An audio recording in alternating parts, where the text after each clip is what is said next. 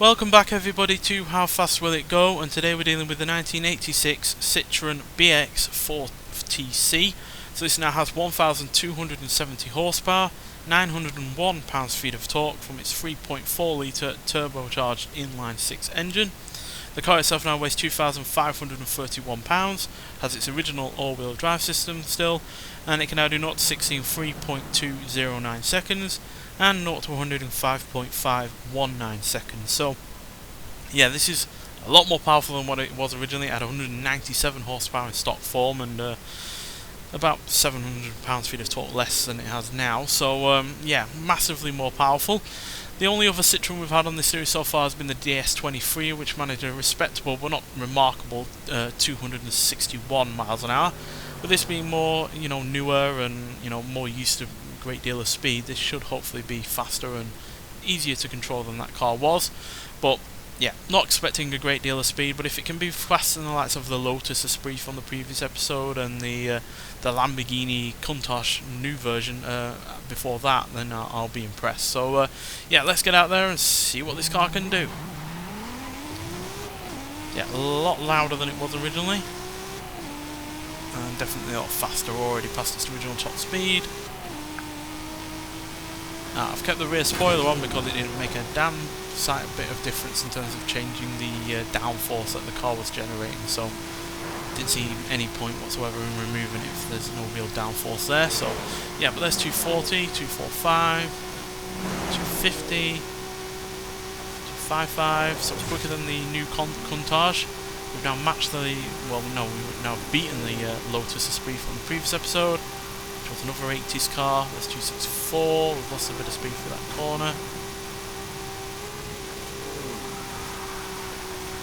Obviously this car was massively flawed in its original design, so hopefully some of those flaws don't come through with this on here, because then we'll have an issue of getting up to a good rate of speed. Clawing back the speed we've lost through the corners. Come on, get 264 again at least. Yes, there we go. 265. So we're going to gain speed on this downhill section, but it's about whether or not we can hold it after the fact. So that's 268, 269. What are we going to hold? 266. 267 there. Yes, yes, yes, yes. That's enough for me. 267. So that is 7 miles an hour quicker than the Lotus Esprit from the previous episode.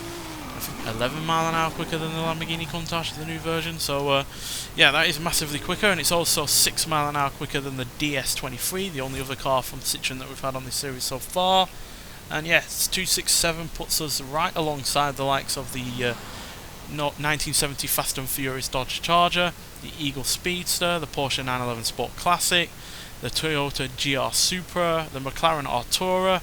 We're 1 mile an hour quicker than a Porsche 911 GT3 and a Bentley Turbo R, while we are 1 mile an hour behind the likes of a Ferrari SF90 Stradale, a bunch of the Formula Drift vehicles, the Hyundai Envision 674, and we're 2 mile an hour behind a Corvette E-Ray. So yeah, for an 80s car that had no real rally pedigree, given the fact that it absolutely failed really to be really all that successful at rallying, and for it to be a car that is also flawed, as I mentioned in my review of this car, check that out if you haven't seen it already. Yeah, that is a really good top speed, to be honest. It helps that it's not as heavy as some cars on this series and still has nearly 1,300 horsepower, but given that it's hardly the most aerodynamic of shapes, and yeah, it was hardly the quickest or most powerful of vehicles to start with, and it's putting a really respectable top speed there. So yeah, you can get this car currently in the festival playlist for 20 points, so get out there and get it if you still haven't got it. It's well worth getting. It's a really rather unique car, despite not being the best vehicle out there, certainly not the best road going rally version of a car ever, but still nonetheless. So thank you for watching, and I'll see you in the next one. Bye.